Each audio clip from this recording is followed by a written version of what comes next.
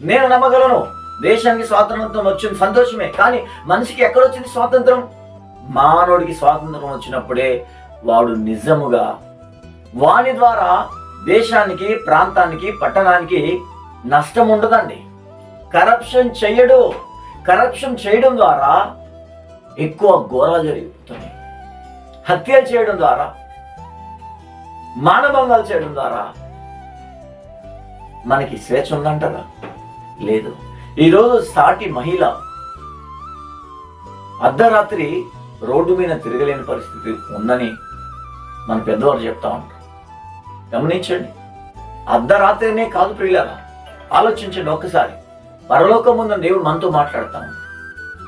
ఈరోజు ఈ పాపం నుంచి, ఈ అత్యాచారాల నుంచి, ఈ దోపిడీ నుంచి, ఈ కరప్షన్ నుంచి ఎప్పుడైతే మనిషి విడిపించబడ